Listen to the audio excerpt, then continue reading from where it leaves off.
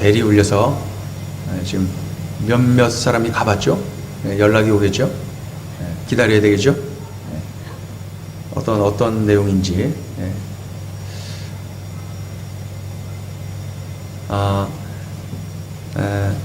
벨사살 왕이 귀족 1000명을 불러다가 잔치를 벌여요. 귀족들, 이 바벨론의 귀족들 1000명을 불러다가 잔치를 벌이니 대단했겠죠. 그렇죠? 네. 그런데 어떤 상황에서 이런 잔치를 벌이고 있습니까? 메대 사람 다리오가 군사를 이끌고 와서 진을 치고 있는 거예요. 진을 치고 있어요. 이러한 상황에서 엄청나게 큰 잔치를 지금 벌이고 있어요. 이 이유가 뭘까요? 지금 메대에서 그 군사들이 쳐들어와 갖고 진을 치고 있는데 여기서 지금 커다란 잔치를 벌이고 있다. 이 이해가 갑니까? 지금 적군이 쳐들어와서 진을 치고 있는데 잔치를 벌이고 있는 거예요. 무슨 뜻일까요? 이것은 나의 왕국은, 이 바벨론은 절대 망하지 않는다 라고 하는 교만이 가슴에 꽉 차 있는 거예요. 이 벨사살 왕에게. 또 당시에 이 바벨론 궁궐은 말이죠, 아주 그 완벽한 성벽, 굉장히 튼튼한 성벽, 그 누구도 점령할 수 없는 그러한 성벽을 가졌다고 해요. 그러니 감히 누가 우리의 이 성벽을 오를 수가 있겠는가 하면서 아주 교만에 빠져서 자신들의 군사력을 믿고 있었던 거예요. 더 나아가서 이 바벨론, 자기들이 믿고 있었던 바벨론의 신을 의존하고 있었던 것이죠. 그러면서 더 나아가서 어떤 마음이 있는 거예요? 나 벨사살은 대단한 왕이다 이거예요. 내가 이 정도 갖고 떨고 힘들어하고 그럴 존재가 아니다. 이렇게 분명하게 드러내고 있는 것이죠. 대단하죠? 교만이 대단한 거예요. 교만. 중요한 사실을 먼저 가르쳐 드리면은 요 날, 벨사살의 마지막 날이 됩니다. 자, 이렇게 교만 떨고 있는데 결국 이 날이 벨사살, 이 바벨론 대제국의 왕의 마지막 날이 된다는 거예요. 바벨론이 멸망하는 거예요. 멸망. 교만은 나도 죽이고 나라도 망치는구나. 교만이 이렇게 무서운 거예요. 여러분, 교만은 한순간에 훅 가는 거예요. 교만은 나를 죽이고 나라도 망하게 하는구나 하는 것을 벨사살의 삶을 통해서 알 수가 있어요. 이 벨사살 왕을 이렇게 보면 말이죠, 그 하나님을 대하는 그의 태도가 어떤지를 볼 수가 있어요. 보세요. 성대하게 잔치를 벌이고 술을 마시고 막 그냥 그 적군이 쳐들어와 있는 상황에서도 잔치를 크게 벌였다 그랬죠. 그런데 이때 이 벨사살 왕이 이런 명령을 내려요. 나의 아버지 느부갓네살 왕이 예루살렘 성전에서 탈취해온 금그릇, 은그릇을 가져와라. 그럽니다. 그러자 귀족들, 왕후들, 후궁들 모두가 예루살렘 하나님의 성전에서 훔쳐온 그릇에다가 술을 마시는 거예요. 그 그릇들은 다 성물이라고 말합니다. 성물. 하나님 앞에 드려지고 하나님의 영광을 위하여 하나님께 예배하는 일에 드려진 그러한 물건들이죠. 그런 것들은 단순한 물건이 아니라 성물, 이렇게 표현합니다. 성물. 이게 뭐 강대상 어디 가서 선생님들 쓰면은 교탁이라고 그럴 수 있죠. 근데 여기서는 하나님의 말씀을 전하는데 이것이 사용되는 것 아닙니까? 그래서 이것들을 우리는 성물, 이렇게 표현해요. 예루살렘 성전에서 탈취해온 그 성물들을 자신의 교만을 떠는데 활용하고 있다는 것이죠. 야, 예루살렘 성전에서 탈취해온 거 다 가지고 나와. 금그릇, 은그릇, 그것으로 술 마시고 교만 떨고 잔치를 벌이고 있더라는 거죠. 자, 읽어보죠. 2절부터 4절까지 읽어요. 시작. 벨사살이 술을 마실 때에 명하여 그의 부친 느부갓네살이 예루살렘 성전에서 탈취하여 온 금, 은 그릇을 가져오라고 명하였으니 이는 왕과 귀족들과 왕후들과 후궁들이 다 그것으로 마시려 함이었더라. 이에 예루살렘 하나님의 전 성소 중에서 탈취하여 온 금그릇을 가져오매 왕이 그 귀족들과 왕후들과 후궁들과 더불어 그것으로 마시더라. 그들이 술을 마시고는 그 금, 은, 구리, 쇠, 나무, 돌로 만든 신들을 찬양하니라. 하나님께 예배할 때 사용했던 그 성물들을 자신들이 참으로 술 마시고 취하고 놀고 그러면서 어떻게 하고 있어요? 자신들이 그 만들어 섬기는 그러한 우상들을 찬양하고 있었다는 거예요. 하나님을 철저하게 무시하고 짓밟고 조롱합니다. 그리고 그날 다리오의 군사에 의해 벨사살이 결국 죽고 말아요. 그날이 벨사살 마지막 날이 돼요. 그리고 이 바벨론은 멸망하게 됩니다. 대제국 바벨론, 이 교만한 왕에 의하여서 결국 무너지고 만 것이죠. 안타까운 것은 이 벨사살 왕의 아버지 느부갓네살, 우리가 몇 주 동안 보아왔죠?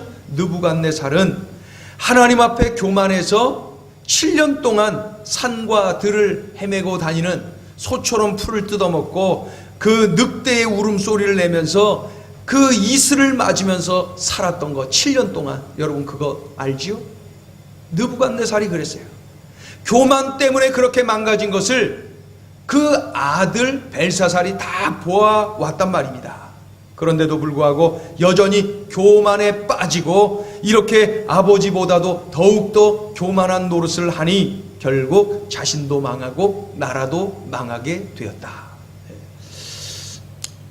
서울 시내에 버스에다가 이 그 반기독교에 그 해당되는 그러한 우리 반 예수 그리스도, 반 기독교, 반 교회적인 그러한 글귀를 써갖고 광고를 막 버스에다가 붙이갖고 돌아다니게 한 그러한 단체가 있었습니다. 반기련이라고 말이죠. 반기련. 그 기독교를 반대하는 그러한 사람들 모임이에요. 그래서 기독교에 대한 부정적인 모습을 모으고 갖고 그걸 판넬 전시회, 그런 판넬을 모아서 전시회도 하기도 하고, 이 단체가 그 하는 일 중에 가장 대표적인 것이 뭐냐면 1000만 서명 운동을 벌였는데 어린 아이들이 성경을 읽지 말도록 하자, 이거예요. 어린 아이들에게 성경을 읽지 말도록 해야 된다. 분별력이 없는데 이런 것들을 읽게 해갖고 잘못된 길로 가게 하면 안 된다. 1000만 서명 운동을 벌이는 단체입니다. 성경은 처음부터 끝까지 모순과 궤변으로 엮어놓은 허구다, 이렇게 그들은 주장하고 있어요. 저주와 악담으로 뭉쳐놓은 무서운 책일 뿐이다. 성경을 아이들에게 읽혀서는 안 된다. 이런 운동을 벌이고 있는 것이죠. 그래서 어린아이들이 마음이 더럽혀져서는 안 되니까 성경을 읽게 해서는 안 된다. 반기련, 이 공동체의 주장입니다.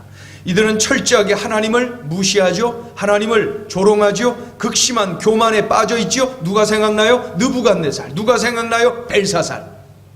그들이 하는 행동 보면 그런 왕들밖에 생각이 안 나요. 하나님이 어떻게 하실지 말이죠. 한창 잔치 분위기가 무르익어 가지요.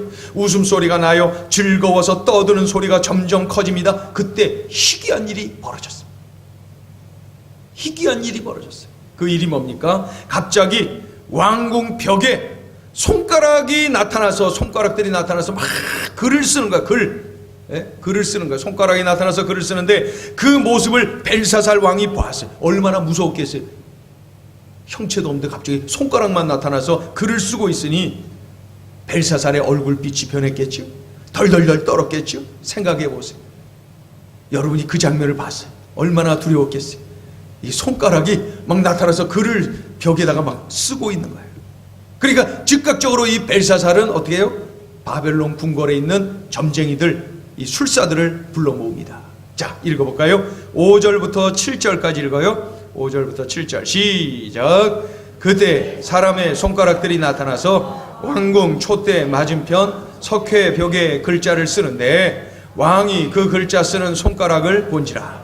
이에 왕의 즐기던 얼굴빛이 변하고 그 생각이 번민하여 넓적다리 마디가 녹는 듯하고 그의 무릎이 서로 부딪힌지라. 왕이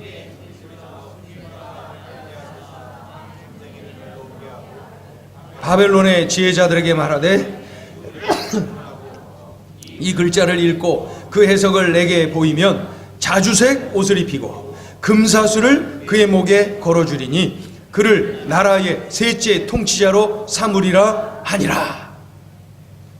바벨론 왕국의 술객, 술사, 점쟁이들, 아무도 벽에 쓰여진 그 글을 무슨 뜻인지 이해를 할 수가 없어요. 그거를 왕에게 알려줘야 되는데 몰라요. 무슨 뜻인지 상세하게 말하는 지혜자에게는 자주색 옷을 입히겠다, 아주 권세를 상징하는 것 아닙니까? 금사슬을 목에 걸어주겠다, 엄청난 부를 주는 거죠. 바벨론의 서열 셋째 권력을 주겠다는 거예요. 셋째 통치자의 권력을 주겠다. 그러나 아무도 몰라요. 말을 해주는 자가 아무도 없어요. 손가락 나타나서 벽에 글씨 쓰는데 그것이 뭔지, 그 글씨 내용이 뭔지 아무도 몰라요. 그때 이 다니엘을 왕이 부르죠. 다니엘. 그 자리에서 다니엘은 이렇게 말합니다. 자, 17절 읽어보죠. 시작. 다니엘이 왕에게 대답하여 이르되 왕의 예물은 왕이 친히 가지시며 왕의 상급은 다른 사람에게 주옵소서. 그럴지라도 내가 왕을 위하여 이 글을 읽으며 그 해석을 아뢰리라. 다니엘이 뭐라 그런 거예요 지금? 예물도 관심 없어요. 서열 셋째 주는 거 그 권력 관심 없습니다. 그런데 그냥 제가 해석을 해드리겠습니다. 이런 뜻입니다. 왜요? 하나님이 하시는 건데요. 다 하나님이 하시는 거, 하나님이 알려주시는 거니까 저는 그저 도구가 되어서 알려드리는 것 뿐입니다. 다니엘은 늘 하나님을 드러내잖아요. 하나님이 하시는 건데요. 내가 하는 게 아니고 하나님이 하시는 거예요. 하나님이 알려주신 거예요. 하나님이 가르쳐 주시는 건데요. 나 그런 거 안 줘도 상관없어요. 가르쳐 드릴게요. 이게 다니엘의 모습이에요. 이제 그 글의 뜻을 해석을 합니다. 자, 직접 읽어보죠. 해석을 어떻게 합니까? 22절부터 28절까지 해석을 어떻게 했는지 잘 보면서 읽습니다. 시작. 이것을 다 알고도 아직도 마음을 낮추지 아니하고 도리어 자신을 하늘의 주제보다 높이며 그의 성전 그릇을 왕 앞으로 가져다가 왕과 귀족들과 왕후들과 후궁들이 다 그것으로 술을 마시고 왕이 또 보지도 듣지도 알지도 못하는 금, 은, 구리, 쇠와 나무, 돌로 만든 신상들을 찬양하고 도리어 왕의 호흡을 주장하시고 왕의 모든 길을 작정하시는 하나님께는 영광을 돌리지 아니한지라. 이러므로 그의 앞에서 이 손가락이 나와서 이 글을 기록하였나이다. 기록된 글자는 이것이니 뭐라 그래요? 곧 메네 메네 데겔 우바르신이라. 그 글을 해석하건대 뭐라 그래요? 메네는 하나님이 이미 왕의 나라의 시대를 세해서 그것을 끝나게 하셨다 하며, 그 다음에요 데겔은 왕을 저울에 달아보니 부족함이 보였다 하며, 그 다음에요 베레스는 왕의 나라가 나뉘어서 메대와 바사 사람에게 준바되었다 함이니이다 하니. 그래서 이 바벨론은 말이죠, 메대 바사 이 연합군에 의해서 망하거든요. 그래서 이제 메대 바사 연합군에 의해서 망하다가 그 이제 바사가 그 제국을 이루게 되죠. 그래서 아수르, 그 다음에는 바벨론, 그 다음에는 바사 제국, 우리가 알고 있는 페르시아, 지금 이란을 지칭하는 거죠. 바사로 이제 넘어가게 된다 이거예요. 저울에 달아보니 부족하여 나라가 메대와 바사 사람들에게 나뉘어 주게 되었다, 이런 뜻이라는 거예요. 자, 그 후에 어떻게 되었냐고요? 자, 또 읽어요. 29절부터 31절까지 시작. 이에 벨사살이 명하여 그들이 다니엘에게 자주색 옷을 입히게 하며 금사슬을 그의 목에 걸어주고 그를 위하여 조서를 내려 나라의 셋째 통치자로 삼으니라. 그날 밤에 갈대아 왕 벨사살이 죽임을 당하였고 메대 사람 다리오가 나라를 얻었는데 그때에 다리오는 62세였더라. 다니엘을 통하여 우리 소중한 메시지를 받을 수가 있습니다. 그 첫째는 하나님을 높이는 자 높아지리라. 하나님을 높이는 자 높아지리라. 하나님을 높이는 자 높아지리라. 오늘 주시는 메시지, 하나님을 높이는 자 높아지리라. 자, 보세요. 우쭐대는 자는 한 방에 추락하고 말. 느부갓네살이 그러했고 그의 아들 벨사살이 그러했어요. 교만해서 넘어지고 무너진 거예요. 스스로 높아지려고 무던히 애쓰는 자, 높은 자리에 있다고 거들먹거리는 자, 한 방에 넘어진, 금세 추락하는 거죠. 그러나 이 다니엘처럼 하나님을 높이는 자, 하나님 중심으로 사는 자, 하나님이 그를 높여주시는 것을 볼 수가 있어요. 다니엘이 언제 권력 3번째 발악이라도 했습니까? 뭐 했습니까? 그렇게 해주겠다는 거예요.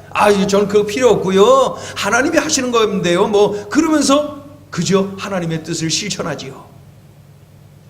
그런데 이렇게 높아지다니.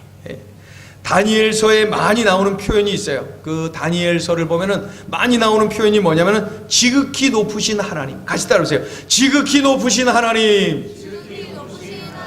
이 표현이 많이 나오는데 어디 나오냐면 다니엘 3장 26절, 4장 2절, 5장 18절, 5장 21절에 반복해서 기록되어 있는 말씀이 지극히 높으신 하나님. 다니엘은 어디에서나 지극히 높으신 하나님이세요. 하나님이 높여지셔야 돼요. 하나님은 참으로 엄청나신 분이에요. 늘 하나님을 높일 줄 아는 그러한 사람이었어요. 그랬더니 벨사살은, 그의 아버지 느부갓네살은 그저 하나님 진문계고 자신들 높아지려고 하다가 삽시간에 무너지고 말았는데, 다니엘은 자나깨나 하나님, 지극히 높으신 하나님 높여드리는데 집중하지 않습니까? 그랬더니 하나님은 다니엘을 높여주셨어요. 다니엘을 마음껏 높여주셨어요. 높아지겠다고 애쓴 적 없어요. 하나님이 높여주십니다.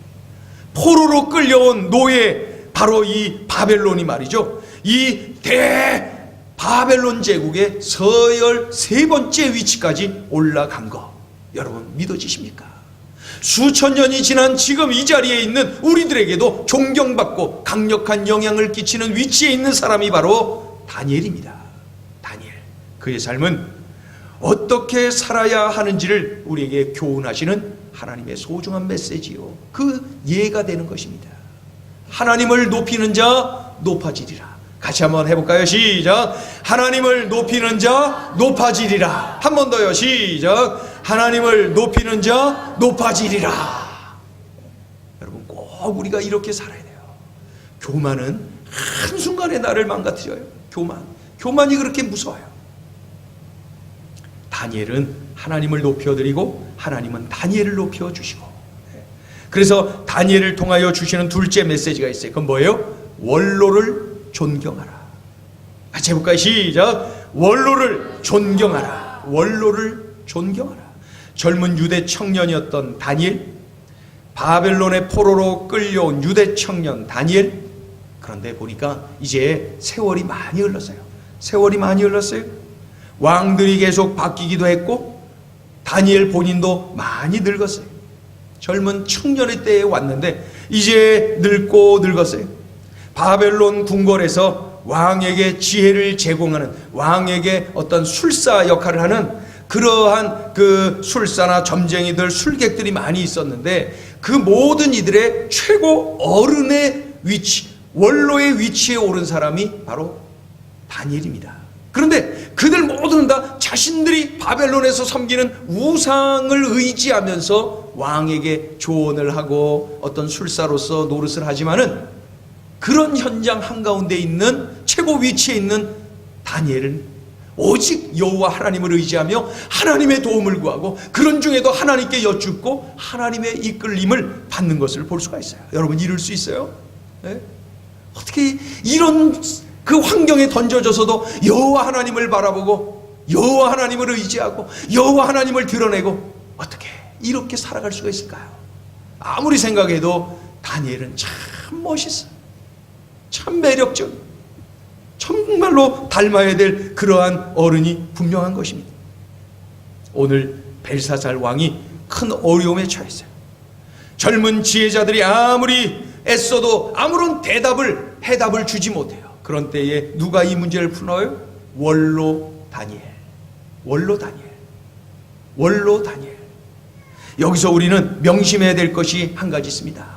이 원로에 대해서 우리가 조금 더 알아야 될 내용이 있어요. 뭐냐면은 첫째, 하나님의 은혜와 지혜를 공급받을 때 존경받는 원로가 된다.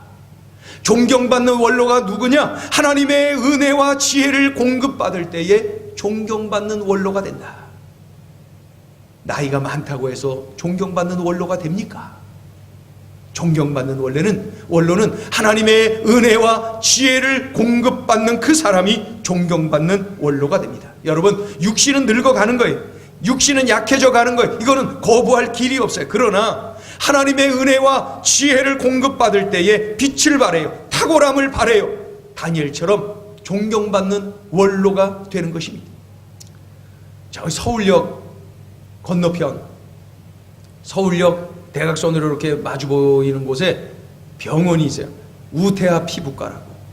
그 깔끔하게 지어진 그 몇 층짜리 4, 5층 될라나 5, 6층 될라나 그 정도는 그 우태하 피부과라고 눈에 잘 띕니다. 그 병원이 있어요. 그곳에 세워진 지 아주 오래됐죠. 우태하 피부과. 연세대학교 의과대학 교수를 지낸 우태하 박사, 이 피부과 우태하 박사가 운영했던 그러한 병원입니다. 이 우태하 박사는 우리나라 피부과, 이 피부과학 그 발전에, 피부의학 발전에 크게 공헌한 그러한 인물입니다. 그리고 후진을 많이 양성한 그러한 아주 훌륭한 의사이기도 합니다. 몇 년 전에 그분의 장례식 집례를 제가 했습니다. 그분이 돌아가셨을 때 장례식 집례를 제가 했는데, 그런 중에 그분이 정말로 대단한 분이었구나, 그분이 정말로 탁월한 분이었구나 하는 것을 장례를 집례하는 중에 제가 아주 정확하게 알게 되었어요. 그런데 그분이 돌아가시기 전 1년 전, 2년 전, 뭐 그 정도 되는 것 같아요. 그때가 어느 날 결혼 50주년 기념 감사 예배를 드리고 싶습니다. 그래서 예배 인도해 주세요 요청을 받고, 제가 우태하 박사 부부 결혼 50주년 기념 감사 예배, 저기 그 서울역 건너편에 있는 어느 호텔 룸에서 그냥 자녀 손들만 불러서 이렇게 조촐하게 모여서 함께 결혼 50주년 기념 감사 예배를 하나님께 드렸습니다. 그 자리에서 지금도 기억나는 게, 설교하는 중에 이런 말씀 드렸죠. 두 분이 50년을 함께 살아오면서 아름다운 가정, 믿음의 가문을 이루어 오셨습니다. 우리나라 의학계에 큰 발자취를 남기셨고, 많은 그 후학을 이렇게 양성했고, 우리 사회에 존경받는 그러한 원로가 되셨습니다. 많은 영향을 끼치는, 좋은 영향을 끼치는 그러한 어른들이 되셨습니다. 그런데 참 잘 되었습니다. 그런데 우리가 분명히 알아야 될 것도 있습니다. 이 모든 것은 하나님의 은혜요, 하나님께서 주신 지혜가 있었기 때문에 가능했던 것입니다. 그렇게 설교했더니 그 자리에서 그 연세 지긋한 많은 사람들의 존경을 받고 있는 이 우태하 박사와 그의 부인 권사님이 일제히 그 자리에서 아멘 그러시더라고요. 아멘. 나이 어린 젊은 목사가 가서 벌써 뭐 지금 여러 해 지났죠. 한 10년 더 된 것 같습니다. 그 자리에서 그렇게 하나님의 은혜인 것을 잊으면 안 된다 하는 것으로, 이 많은 것을 얻고 결과로 이렇게 많은 것을 누리게 됐는데, 이것은 다 하나님의 은혜요, 하나님이 주신 지혜인 것입니다. 하나님이 주신 은혜요, 지혜 때문에 이렇게 된 거예요. 그렇게 했더니 아멘 그러시더라고요. 아멘. 훌륭하지 않아요, 여러분? 정말로 훌륭하지 않습니까? 다 하나님이 하셨다고 외쳐댔을 때 아멘 소리 크게 담대하게 하더라고요. 아멘. 맞아요. 맞아요. 하나님이 다 하신 거예요. 하나님이 주신 은혜에, 하나님이 주신 지혜로 한 거예요. 하나님이 다 하신 거예요. 그분은 부름받기 전까지 철저하게 그 모든 것을 하나님이 하셨다는 것을 강조하시고 인정하시고 살아오신 그러한 믿음의 어른들이었어요. 우리 행복을 전하는 교회가 이곳에서 시작될 때 적지 않은 헌금을 하시면서 격려해 주시고, 목사님 힘내세요, 힘내세요, 그렇게 격려했던 그 어른들의 모습을 기억을 합니다. 하나님이 은혜를 주셨어요. 하나님이 지혜를 주셨어요. 다 하나님이 하신 거예요. 다 하나님이 하신 거예요. 분명히 하나님의 은혜와 지혜를 주실 때에 존경받는 원로가 된 거예요. 존경받는 원로. 다니엘이 그러했고 우테아 박사가 그러했고, 하나님이 은혜를 주시고 지혜를 주셨으니 존경받는 원로가 될 수가 있었구나. 여러분, 우리가 어느 날 참으로 이 원로의 소리 들으며 원로의 자리에 있어야 되지 않습니까? 우리의 육신은 다 그렇게 흘러가는 거예요. 세월은 그렇게 나를 가만두지 않고 같이 흘러가는 것 아닙니까? 그런데 그 자리에서 내가 존경받는 원로가 돼야죠. 후손들에게 그래도 내가 인정받는 원로가 돼야죠. 후손들에게 그래도 말 한마디라도 그래도 좋은 영향을 줄 수 있는 그런 자리에 우리가 있어야지요. 후손들이 그래도 내가 하는 말 한마디라도 듣겠다고 눈을 뜨고 내 앞에 오는 그러한 위치에 내가 그래도 있어야지요. 그러기 위해서는 늘 하나님께 은혜를 구하고 지혜를 구하세요. 그러면은 어느 날 내가 존경받는 원로가 되어 다니엘을 기억하게 되고 우테아 박사를 기억하는 그날이 나에게 올 것입니다. 여러분, 하나님의 은혜와 지혜를 공급받은 다니엘이 존경받는 원로가 되었어요. 우테아 박사가 그러했어요. 우리 모두도 그런 날을 갈망하면서 늘 하나님 앞에 은혜를 구하고 지혜를 구하는 이 시대에 그러한 하나님의 자녀들로 견고하게 세워지길 예수의 이름으로 축원합니다. 청년 다니엘을 통해서 또 이 원로 다니엘을 통해서 우리에게 주시는 둘째 메시지가 있습니다. 그것은 청년 다니엘도 원로 다니엘이 된다. 같이 해볼까요? 시작. 청년 다니엘도 원로 다니엘이 된다. 늘 청년이 아니라는 거예요. 영원히 청년이 아니라는 거예요. 어느 날 머리카락 하얘지고, 어느 날 여기저기 얼굴에 주름이 패이고, 어느 날 몸 이곳저곳 불편하고 아픈 그러한 참으로 쇠약한 그러한 몸을 가진 존재로 내가 서는 날이 온다는 것이죠. 포로로 끌려올 때 나이 어린 청년인 거 우리가 잘 알죠? 피 끓는 청년이었어요. 그런데 세월이 흐르고 어느 날 원로가 되었어요. 원로가 되었어요. 세월이 얼마나 빠른지요? 원로 소리 듣는 거예요. 원로 소리. 제가 얼마 전까지만 해도 어디 뭐 쇼핑센터라든가 아니면 어디 가면은 길거리 가다가도 상점에서 뭐 사라고 막 이렇게 그 소리 내고 막 그럴 때 저를 보고 아버님 이러고 오세요. 그 소리 듣기 싫더라고. 아니 내가 얼마나 젊은데 무슨 아버님 그래. 나하고 나이도 비슷한 사람이 아버님. 근데 언젠가 우리 집사님 중에 누가 어디 가면 어머님 이 소리 듣기 싫대. 그때 내가 요 소리 안 했어. 난 가만히 있었어. 아버님 소리 듣기 싫어. 나도 그 소리를 안 했어. 근데 요즘은 아버님 이게 익숙해져 있어. 아버님 그러면 그러려니 다들 그렇게 나를 보는구나. 예? 아버님. 근데 오늘 빨간 넥타이를 누가 이렇게 선물해 주셔서 이렇게 했는데 10년은 젊어 보인대. 이 소리가 예전에는 그렇게 뭐 좋아 보이지 않았어요. 뭐 그렇게 막 좋게 들리지 않는데 오늘 엄청 좋네. 그래서 다음 주일에 감사헌금 하려고 그래. 10년은 젊어. 이런 소리가 이제 좋아지는 날이 온 거죠. 점점 다들 그래요. 점점 좋아지는 거죠. 평생 청년이 아닌 것이죠. 원로 소리 듣는 날이 온다는 것입니다. 청년 다니엘도 원로 다니엘이 된다. 언젠가부터 저는 연세 높으신 목사님들을 뵙기만 하면 저절로 존경합니다. 그분을 제가 잘 알아서 존경하고 이런 건 아니고요. 그냥 존경이 나와요. 존경. 그분이 대형교회를 목회하셨든지 아니면은 이 서울 시내 미자리 교회를 목회하셨든지 저기 지방에 어느 그 이름 모를 그러한 지방에서 그 교회를 하셨든지 관계없이 존경합니다. 그분이 선교 현장에서 원주민들을 선교하며 일생을 바쳤든지 아니면은 선교 현장에 가서도 우리 한국 이민자들을 위해서 목회하셨든지 관계없이 그분들을 존경합니다. 왜 그래요? 그 세월을 하나님 앞에서 살아온 그 자체가 존경스러워요. 그 세월을 보내면서 어른 되신 그 자체가 존경스러워요. 오늘 그 어머님 한 분이 학생 한 명을 데리고 저를 찾아와서 이런저런 이야기를 잠시 나눈 적이 있어요. 그런데 그 기도를 하는데 이런 어머님이 계신 것이 얼마나 감사한지, 하나님 앞에 늘 감사하며 살게 해주세요, 이런 기도가 저절로 나와요. 그거는 어머님은 살아계시다는, 내 곁에 계시다는 자체가 기쁜 거예요. 감사한 거예요. 오늘 우리 젊은 집사님이, 친정 어머님이 같이 오셔서 오늘 예배 드렸어요. 오전에 식사도 같이 하고. 그래서 누구세요? 그랬더니 어머님이래. 어머님이 이렇게 젊으셔. 얼마나 좋아요. 그래서 그 자리에서 기도했어. 기도.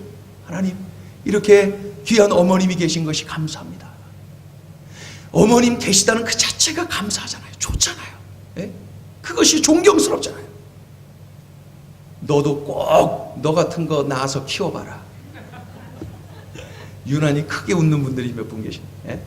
그 소리 들으면서 커갔는데, 우리 엄마들은 아기를 낳을 때 얼마나 고통스러워. 근데 아기 낳을 때 제일 먼저 떠오르고 늘 계속 떠오르는 얼굴이 엄마네. 친정엄마.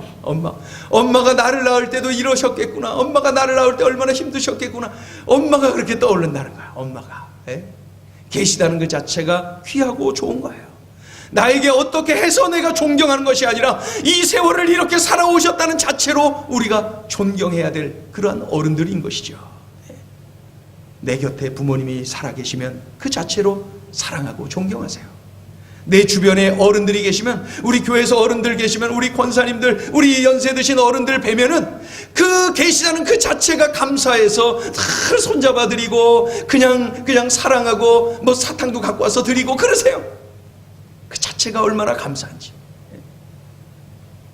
많은 목회자들이 교회에 젊은이들이 없다, 청년들이 없다, 교회에 청년들이 떠나고 있다, 한국교회 야단났다. 그런데 그래서 청년 막 이렇게 하지만은 청년만 또 있으면 안 돼요. 연세 높으신 어른들이 같이 계셔야 돼요. 그래서 그분들의 뒷모습도 볼 수 있어야 되고요, 그분들이 어떻게 하는지를 볼 수가 있어야 되고요, 그분들 얼굴 뒷모습도 보면서 성장해야죠. 어른들은 계시는 그 자체가 교육입니다. 우리 청년들에게 주는 메시지가 늘 강한 것이죠. 그래서 우리는 꼭 기억해야 돼요. 저 연세 드신 우리 어른이 어느 날 벼랑간에 연세 든 게 아니에요. 청년이었었어요. 청년 다니엘이 원로가 된다. 그거를 꼭 기억하고, 나도 어느 날 원로 소리 듣는 날이 온다는 거예요. 그러니 날마다 청년인 양 착각하며 살면 안 돼요. 착각하면 안 돼요. 세월은 흐른다는 거. 그래서 노인들을, 어른들을, 부모님들을, 선배들을 늘 존경하고 사랑하고 섬기는 일을 우리가 철저하게 해나가야 되는 것입니다. 자, 셋째 주시는 메시지예요. 일생 청년 다니엘로 살라. 이 청년 다니엘이, 원로 다니엘이 되는 것은 우리가 인정하자고요. 세월이 나를 끌고 가니까 할 수 없어. 그런데 우리들이 또 한 가지 붙잡아야 될 것은 일생 청년 다니엘로 살 수가 있다니까요. 자, 같이 한번 해볼까요? 시작. 일생 청년 다니엘로 살라. 한 번 더요. 시작. 일생 청년 다니엘로 살라. 이야, 이거 역설 아닙니까? 일생 청년 다니엘로 살라. 한 분을 소개해드리고 싶어요. 파도 소리 들리는 섬 지역을 복음화한 그러한 아주 위대한 여성입니다. 전라남도 신안군 이 중도라고 하는 섬에 인구가 2,000명 되는데, 그 섬 주민의 90% 이상이 기독교 신자. 보통 이 섬은 우상이 심해요. 그래서 교회가 그렇게 선다는 게 참 어렵지요. 그런데 그 섬은 어떻게 그렇게 기독교인들이 많을까요? 오래전에 이 문중경 전도사라고 하는 여성, 이 전도자에 의해서 이렇게 변화가 된 것입니다. 이 섬은 말이죠, 사찰, 굿당, 점집, 성황당 이런 것이 전혀 없습니다. 어떻게 이런 일이 일어났을까요?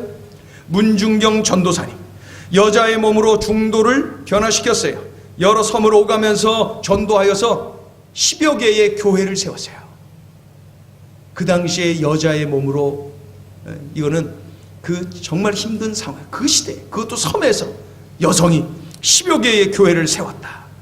자료를 보니까 고무신을 1년에 9켤레를 신었다. 닳고 닳은 거예요. 닳고 닳았어요. 얼마나 열정적으로 뛰어다녔으면 1년에 고무신 9켤레를 신었을까요?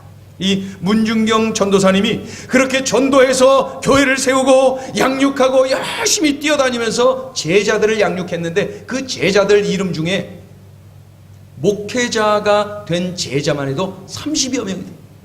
목회자만 30여 명. 그 중에 대표적인 사람 몇 사람을 소개하고 있는데, 이 CCC, 기독교 그 선교단체죠? 대학생 선교 단체인 CCC의 한국 총재인 누구예요? 김중곤 목사님. 그분이 바로 제자예요. 그리고 우리 한국교회 큰 인물 이만신 목사님, 우리 연세 드신 분들은 잘 아실 거예요. 이만신 목사님. 그리고 기독교 상담학계의 거목이신 정태기 목사님. 이런 분들이 바로 이 문중경 전도사님의 제자들이에요. 목회자가 한 30여 명이 된다고 합니다. 1950년 10월 5일 그녀의 나이 60세, 백사장에 끌려가서 이제 6.25 전쟁 그 시대겠죠. 1950년 10월 5일 백사장에 끌려가서 새끼 많이깐 씨암딱, 새끼 많이깐 씨암딱, 즉 전도를 많이 한 여자라는 소리를 들으면서 공산당에 의해 축창에 찔리고 총 개머리판에 맞아서 순교를 당했습니다. 나이 60이 되도록 순교의 피를 흘리는 그날까지 초인적인 힘을 발휘하며 예수님을 전했어요. 나이 60이 그를 참으로 막지를 못했어요. 아마 70, 80이 돼도 막지를 못했을 겁니다. 일생 예수님 믿었어요. 일생 예수님 의지했어요. 일생 예수님 전했어요. 자랑했어요. 증거했어요. 일생 청년으로 살았어요. 일생 청년으로 살았어요. 다니엘이 꼭 그렇게 사는 것처럼 이 문중경 전도사님이 꼭 그렇게 살았던 거예요. 젊을 때도, 원로가 된 때에도 일생 우리 주님 전하는 일에, 우리 주님 영광 돌리는 일에 전심전력한 그의 삶은 청년이었어요. 청년. 누가 그를 노인이라 원로라 말합니까? 청년이었어요. 청년. 고무신 1년에 9켤레씩 갈아 신으면서 수많은 생명 살리는 그 일에 헌신한 그 주님 부르시는 그날까지 복음 증거하다가 간 그 청년이었어요. 청년. 영락중학교 선생님들 중에 그렇게 살고 계신 분이 있어요. 젊은 날에 청년의 몸으로 이 영락중학교에 이제 들어오셔서 교사로서의 일을 시작했죠. 수십 년 지났어요. 이제 내년에 은퇴를 하셔요. 은퇴를 앞두고 있어요. 변함없는 것은 그때나 지금이나 아이들 한 명 한 명 붙잡고 전도하는 거예요. 그 선생님 주머니에 사탕이 늘 있어. 사탕 이렇게 주면은 사탕 받으면서 아이의 마음이 확 열려. 그러면서 교회 다니니? 예수님 믿니? 제자들에게 끊임없이 예수님 전하는 일을 그 청년 때부터 지금 은퇴할 때까지. 며칠 전에 저하고 대화하는 중에 은퇴 이후에 이런저런 계획을 이야기하시는데, 은퇴 이후도 청소년 전도에 초점이 맞춰져 있어요. 장로님이신데요, 청소년 전도에 초점이 맞춰 있어요. 저는 일생 그 선생님을 그렇게 기억할 것 같아요. 청년으로, 청년 다니엘로, 청년 문중경으로 그 선생님을, 그 장로님을 기억할 것 같아요. 여러분 어떻게 사실래요? 어떻게 사실래요? 오늘 다니엘을 통하여 우리 한 사람 한 사람에게 이렇게 살라고 분명히 제시해 주신 것입니다. 세월은 나를 청년 다니엘에서 원로 다니엘로 만들 거예요. 그거 인정하자고요. 그럼에도 불구하고 내가 일생 청년 다니엘로 살 수가 있습니다. 일생 말이죠. 우리 찬양을 주님께 올려드리죠.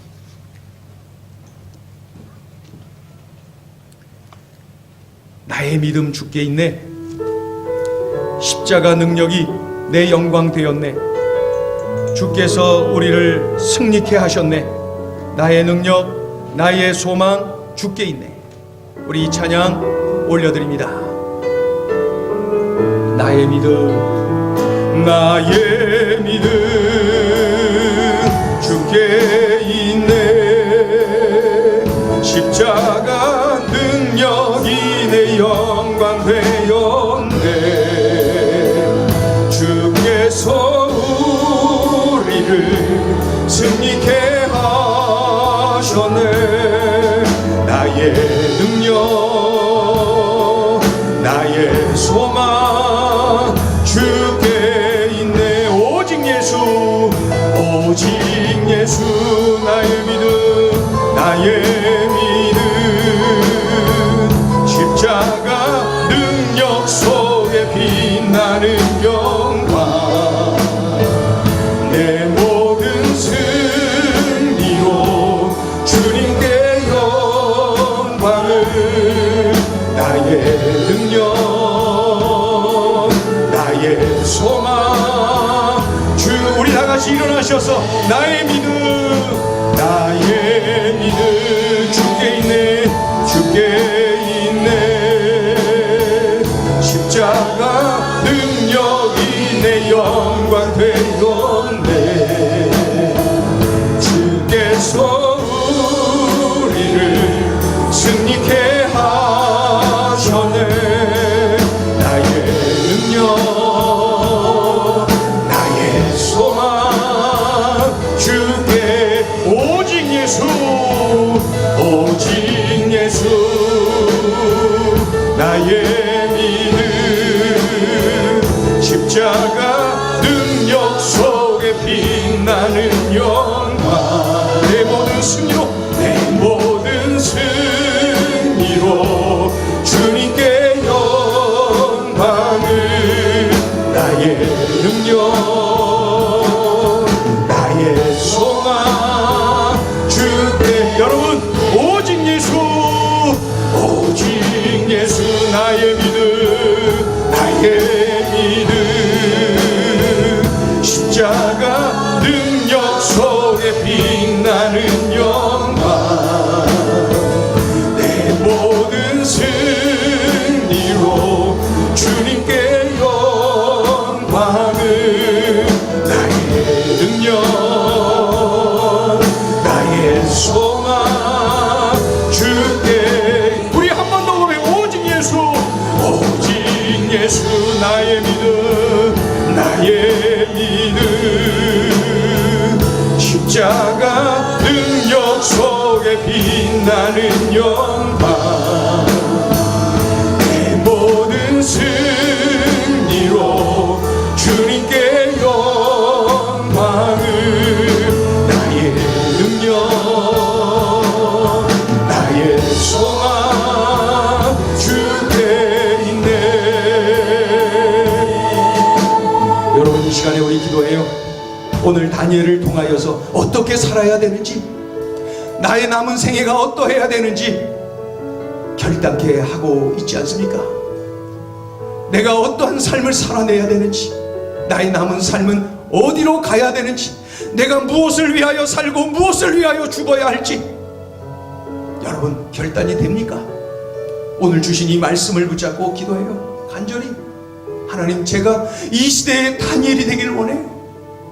하나님, 제가 이 시대의 다니엘로 살아가기를 원해요. 어떻게 그 바벨론 궁궐에 있으면서 자기 혼자 어떻게 그렇게 여호와 하나님을 섬길 수가 있었을까요? 어떻게 그럴 수 있을까요? 우리에게 도전하지 않습니까? 오직 예수, 오직 예수 믿으라고 말이죠. 그리고 어떻게 그런 자리에서 철저히 우리 하나님만을 높여드리며 살 수가 있었을까요? 내 자랑하고 싶은 나의 모습과는 너무나도 다르지 않습니까? 이 다니엘의 모습, 우리 하나님이 아시고 그를 높여주셨어요. 높여주셨어요. 그런데 높여주신 그 자리에서 다니엘은 자신의 이름 드러내는 삶이 아니라 그 자리에서도 하나님 드러내고 하나님 영광 드러내는 그 일에 자신의 모든 것을 바치는 그의 삶을 봅니다. 하나님, 제가 이 시대의 다니엘로 살아가기를 원합니다.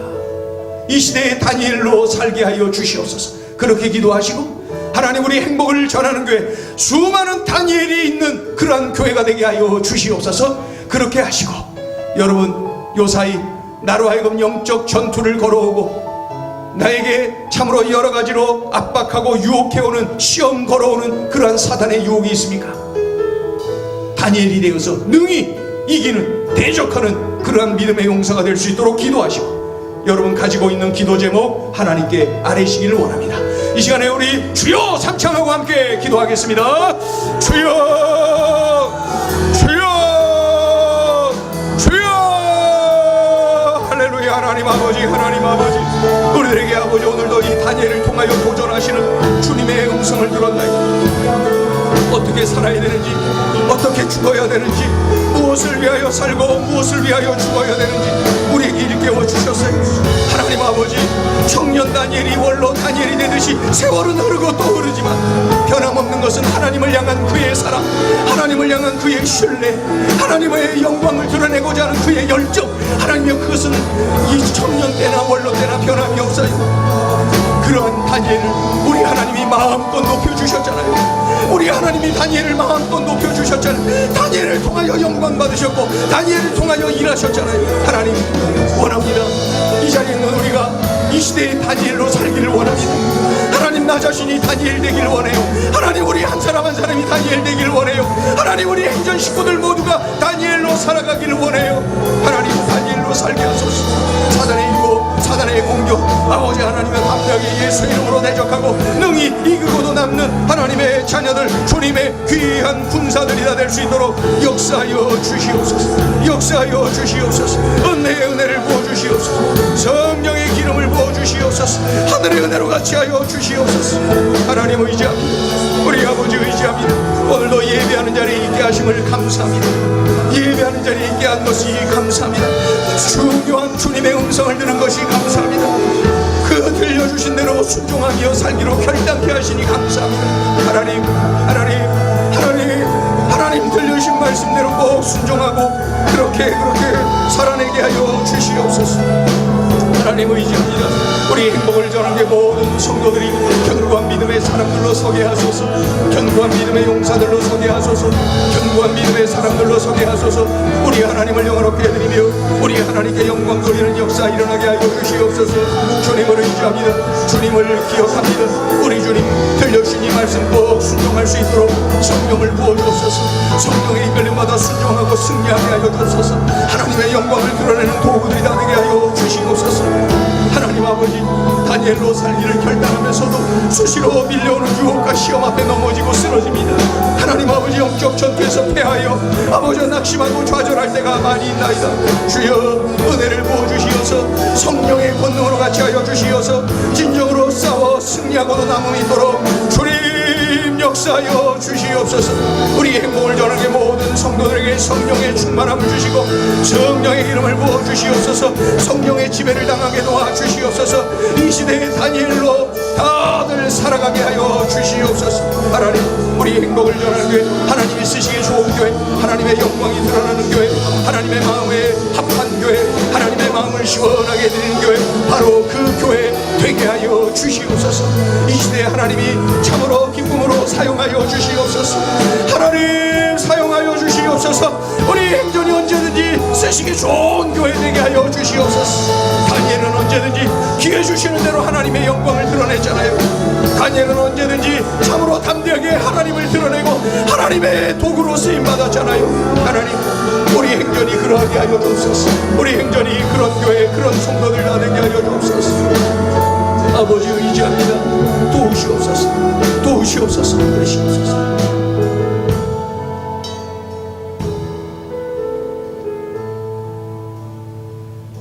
하나님 아버지, 오늘 다니엘을 통하여 도전하시는 주님의 음성을 들었나이다. 주여 들었으니 순종하게 하여 주시옵소서. 순종하여 우리 모두가 이 시대의 다니엘로 살게 하여 주시옵소서. 오직 주님만을 믿고 의지하며 오직 주님께 맡기며 도우심을 갈망하며 하나님의 은혜와 지혜를 갈망하며 살아가는, 그리하여 하나님이 쓰시기 좋은 그릇들이 다 될 수 있도록 은총을 베풀어 주시옵소서. 하나님 아버지, 참으로 할 일이 많이 있사온데 다니엘이 없어서 하나님의 일이 진행되지 못하는 것은 아닙니까? 하나님, 우리 행전의 모든 식구들이 이 시대의 다니엘들 되게 하여 주시옵소서. 하나님, 우리 행복을 전하는 교회가 이 시대의 다니엘 교회가 되어서 하나님 쓰시기 좋은 교회, 언제든지 쓰시는 교회, 언제든지 하나님의 영광을 드러내는 교회, 언제든지 하나님의 은혜와 지혜가 무엇인가를 드러내는 그러한 교회가 되게 하여 주시옵소서. 하나님, 우리의 힘으로 능으로 안 되잖아요. 그것을 알기에 우리는 한 번 더 예배하고 싶어서 예배 한 번 더 드리며 그 예배하는 자리에 우리의 몸을 던집니다. 예배할 때마다 심장이 뜨거워지게 하시고, 예배 때마다 주님을 만나게 하시고, 예배 때마다 나의 삶의 새로운 결단이 일어나게 하여 주시옵소서. 예배를 통하여 내 인생이 변화되는 역사, 내 인생이 달라지는 역사가 일어나게 하여 주시옵소서. 특별히 우리 청년들, 하나님 아버지 들려주신 말씀을 꼭 기억하여서 아버지 하나님의 뜻대로 청년 다니엘로, 우리 주님 손에 붙잡힌 다니엘로 멋지게 살게 하여 주시옵소서. 참으로 단 하루도 꿈이 없이 잠들지 말게 하시고, 단 하루도 꿈 없이 깨어나는 일 없도록 귀한 청년들을 축복하여 주시고, 이들을 통하여 영광받아 주시옵소서.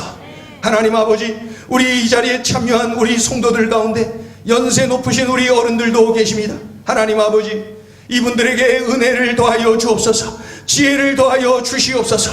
존경받는 원로로 우리 하나님께 영광 돌려드리게 하여 주시옵소서.